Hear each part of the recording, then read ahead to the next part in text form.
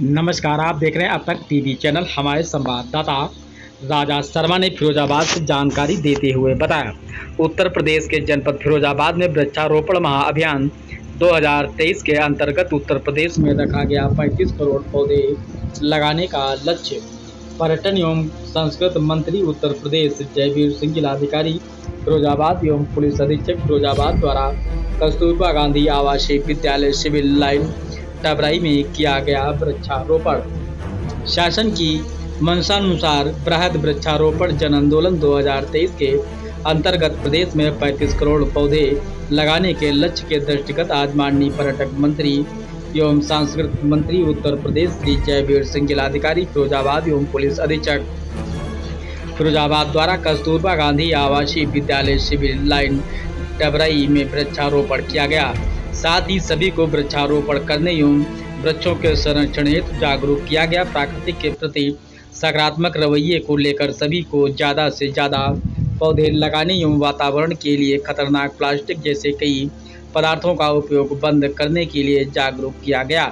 साथ ही जनपद वासियों से अधिक वृक्ष लगाकर वृक्षारोपण के इस महाअभियान को सफल बनाने की अपील की गई। हमारे माननीय मंत्री जी, माननीय मेयर साहिबा, आदरणीय जिलाध्यक्ष जी, कप्तान साहब, नगर आयुक्त साहब, डीएफओ साहब, सम्मानित मंच, यहाँ पर उपस्थित सभी। प्रकृति के दिए हुए उपहारों की कहीं न कहीं कमियां आ रही हैं। जो मिनरल और अन्य तत्व हमें मिला करते थे, उनमें कहीं न कहीं मिलावट और विषमताओं को देखा जा रहा है। इसको भी दूर करने का काम करेंगे। हमारे आदरणीय मुख्यमंत्री के नेतृत्व में आपके जीवन को तो इसीलिए बच्चों मैं कहता हूँ कि आपके भविष्य के लिए वृक्ष लगाना बहुत जरूरी है। वृक्षों से ऑक्सीजन मिलती है और ये ऑक्सीजन ही आगे आपके भविष्य में बहुत काम आएगी। जैसे जल के लिए आज आप पैसा देना पड़ रहा है, वैसे ही आपको ऑक्सीजन के लिए देना पड़ेगा। आपको ये दिख रहा होगा कि शहर में जितनी भी कॉलोनी है, आजकल आदमी देखता है कि कहाँ पर खुला है, कहाँ पर हवा मिलेगी अच्छी, कहाँ पानी अच्छा मिलेगा। तो इसको देखते हुए आप सभी लोग इसको करिए। मैं एक बार फिर मंचासीन सभी सम्मानित गणों का धन्यवाद ज्ञापित करता हूँ। और यहाँ पर सभी मंचासीन लोग और उससे भी महत्वपूर्ण जो हमारे आज बच्चे यहाँ पर आए हुए हैं, जो एनसीसी के बच्चे देख रहा हूँ, मैं स्कूल के बच्चे देख रहा हूँ, आप सभी लोग यहाँ जोर शोर से आए हुए हैं। आप सभी लोगों का स्वागत करता हूँ। चाहता हूँ कि जोरदार तालियों से आप सभी का स्वागत हो। तो मैंने देखा कि एनसीसी के बच्चों की तालियां जो हैं वो जोरदार रही हैं और इस तरफ जो स्कूल के बच्चों की तालियां उतनी जोरदार नहीं रही। और किसी भी मीटिंग का आगाज जोश से होना चाहिए। जोरदार तालियां सभी लोगों के लिए। हाँ, आज देखिए, प्रकृति रक्षितो रक्षिता, प्रकृति की जो रक्षा करता है, प्रकृति उसकी रक्षा करती है।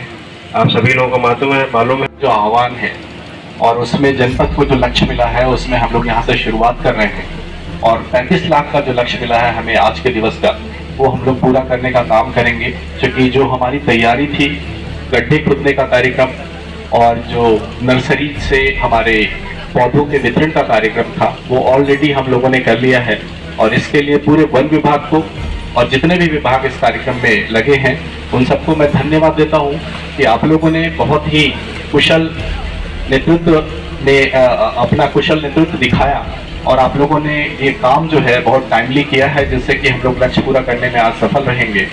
तो डीएफओ साहब और उनकी पूरी टीम को सबसे पहले मैं बधाई दूंगा कि उन्होंने नर्सरी का जो काम होता है वो पूरे साल भर चलता है और नर्सरी से इन लोगों ने पौधे को, हर तरह के पौधे, वो चाहे फलदार वृक्ष हों या फिर सागवान के वृक्ष हों या फिर आयुष वाटिका के वृक्ष हों, इस तरह के वृक्षों को इन्होंने मुहैया कराने का काम किया है।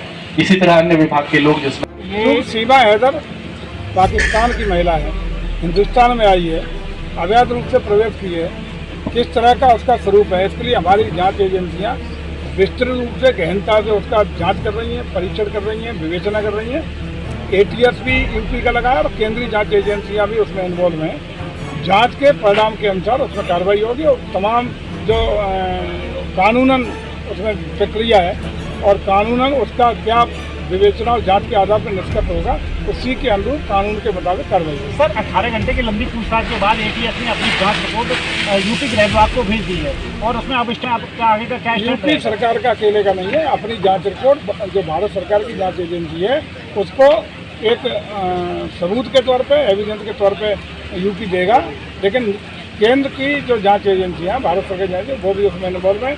उसके बाद अंतिम रूप से जो निष्कर्ष आएगा उन निष्कर्ष के बाद कानूनी तरीके से, क्योंकि दो देशों का मामला है, विभिन्न कानूनी अड़चनें भी है, जो सही स्थिति होगी उस अनुसार निर्णय होगा। एक भाई यूपी का पूरे इंडिया का ये कह रहा है कि यहीं पर रखा जाएगा, निष्पक्ष है कि प्रदेश से हटके इस पर भी कह सकता हूँ, अरे मीडिया ट्रायल काहे कर रहे हो यार तो हमें पूरे प्रदेश में एक इको टूरिज्म बोर्ड कैबिनेट से स्वीकार किया है, जिसके अध्यक्ष माननीय मुख्यमंत्री जी है, उपाध्यक्ष हमें और नोडल विभाग हमारा पर्यटन विभाग है।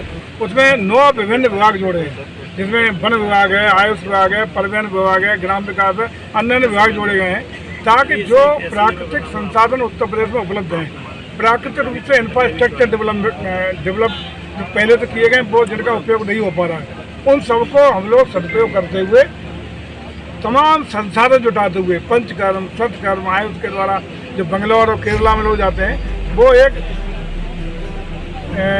मेडिकल टूरिज्म, एक हेल्थ टूरिज्म, इको टूरिज्म के रूप में वहाँ हम लोग रुकने की, ठहरने की और पंचकर्म सत्कर्म करने के लिए व्यवस्था कर रहे हैं। और ये बहुत जल्दी आपको धरातल पर दिखाई पड़ेगा, जिससे लोग आनंद भी लेंगे, प्रकृति का जुड़ेंगे भी और अपने को निरोगी करने का प्रयास भी। कितने की परियोजना, कितने धनराशि की परियोजना है?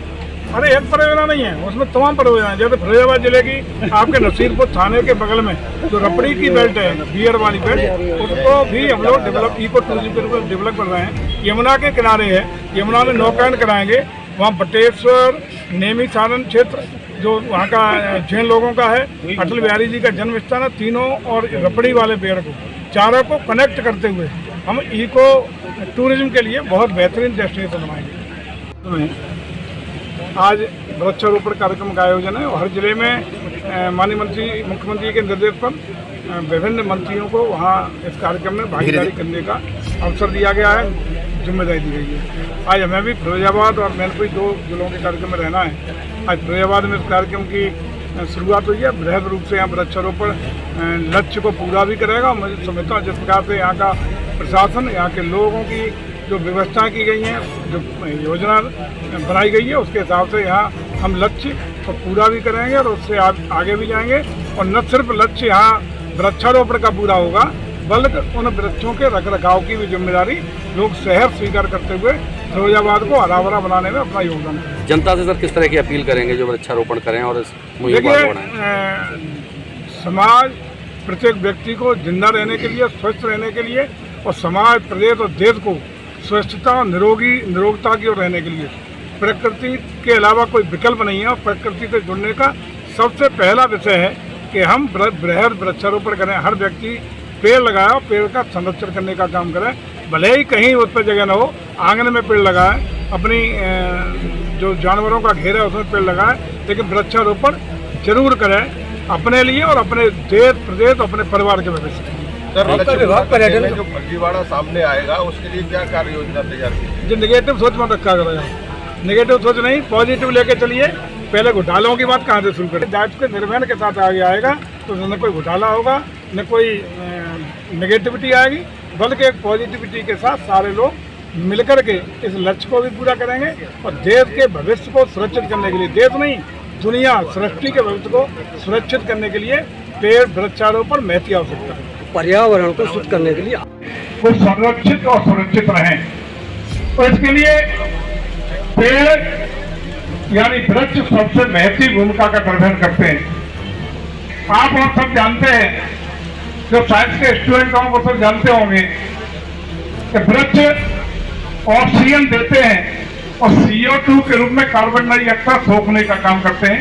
ये क्रिया वृक्ष फोटोसिंथेसिस प्रक्रिया के अंतर्गत करते हैं, जो जीवन के लिए, जिंदा रहने के लिए बहुत काफी है। हम वो गैस छोड़ते हैं, वो गैस पेड़ लेते हैं और पेड़ जो गैस छोड़ते हैं वो हमारे जीवन के लिए जीवनकारी है, जिंदा रहने के लिए है। इसलिए पेड़ का कितना बड़ा महत्व है ये हम सबको और खास रूप से भावी पीढ़ी को, इन बच्चों को समझना चाहिए। कल के भारत की कैसी संरचना या कल्पना हम लोग करेंगे कि इन बच्चों के जागरूकता और इनके भविष्य पर, इनका भविष्य ही देश का भविष्य होगा।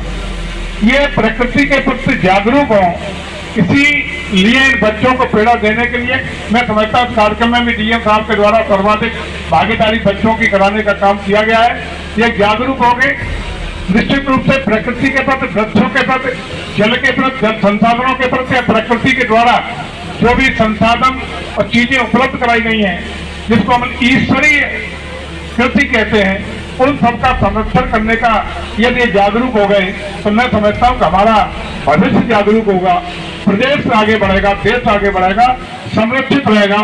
ये तभी संभव हो सकता है कि जब प्रकृति संरक्षित रहे।